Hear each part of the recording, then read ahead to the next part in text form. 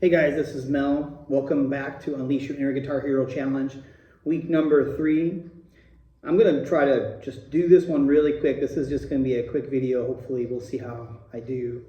But I wanted to just go through my method of teaching people the major pentatonic scale.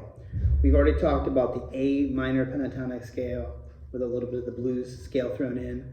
There was a part of a song in there for that reason. The Led Zeppelin song Heartbreaker. Also talked about the E minor pentatonic scale. There's more to be done even with that, but I wanted to talk quickly about the C major pentatonic scale, which the A minor and the A minor pentatonic scale and the C major pentatonic scale are basically the same scale, just starting on a different note. But let me show you a quick way to learn the C major pentatonic scale up the neck. There's essentially, because it's a pentatonic, meaning a 5-note scale, there's 5 different locations on the neck that we can play this scale. But I'm going to show you the 5 different positions, but I'm going to show you all with the same riff so you can hear how the scale, the notes are the same, but the patterns, the fingering pattern actually changes as you go up the neck. All right, stay tuned for more. All right, C major pentatonic, 5 notes, 5 different positions, all based in C major, based on one riff, one song. See if you can recognize it. Right? The My Girl riff, right? So 1950s, 1960s, Temptation. I'm sure you know that song. My girl. Okay, and so it starts on the 3rd fret of the A string, and it's based on the C chord, all right? And it's gonna go C, D, E, G, A, C, and we're skipping 2 notes. D, E, skip F.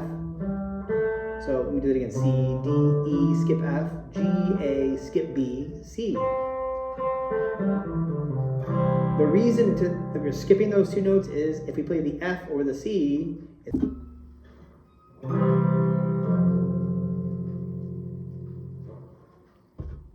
it's not going to sound great. If we play the B note over the C, it's not going to sound great.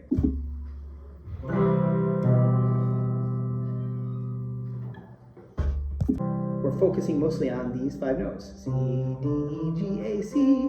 We're playing that same riff up and down the neck using different patterns. Now, by the way, after you get this main riff, keep going. Now, if I wanted to go to the next octave, I'd have to go up to the 2 more patterns up or 2 more positions up.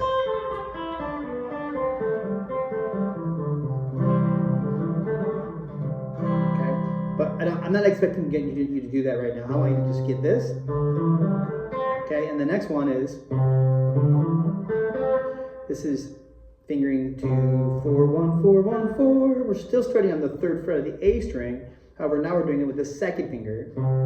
Pinky, 1st finger, pinky, 1st finger, pinky. Or 3rd fret, 5th fret, 2nd fret, 5th fret, 2nd fret, 5th fret. C, D, E, G, A, C. And I could go up the next octave into the next pattern. But you don't have to do that.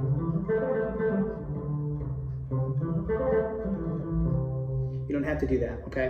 I want you to at least get this much from this C to this C, at least, okay? The next one is 8th fret on the low E, same note, C, D, E, G, A, C.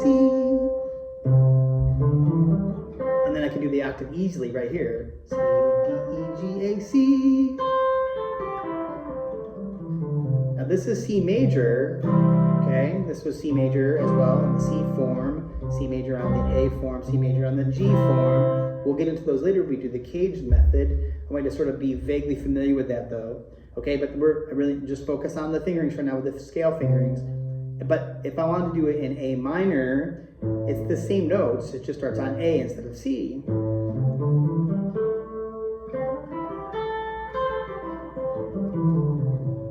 So what determines whether it's in C major or A minor is 2 things.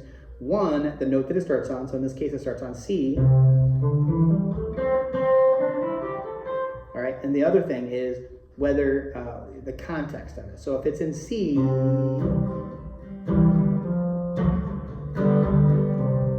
it's in the key of C, then you're playing a C major.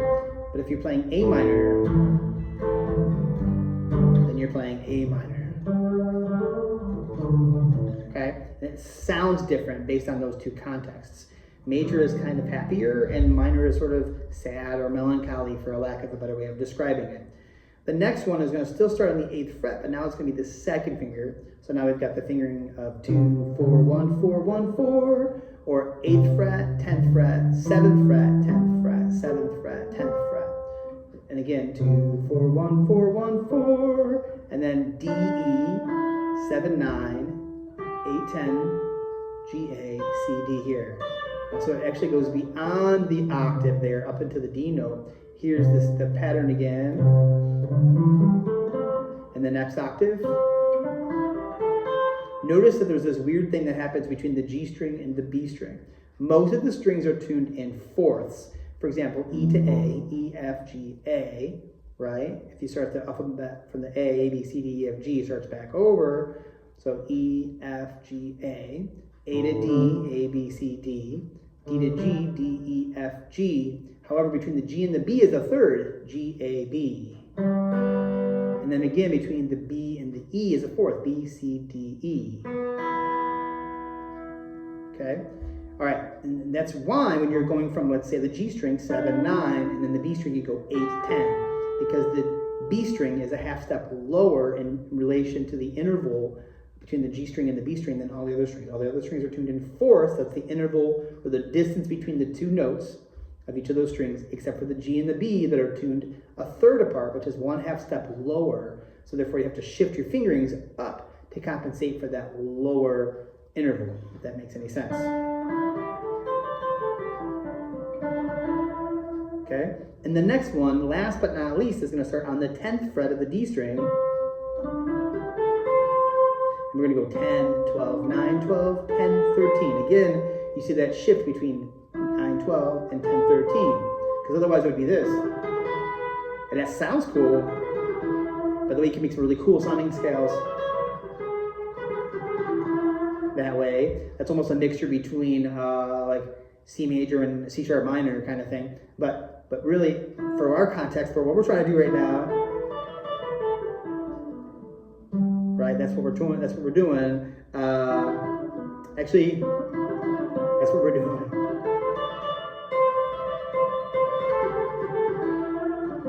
Okay, so that's again that micro riff, and then we can go to the 15th fret, which is a repeat of the C major here. Okay, so we got 5 positions to play it in.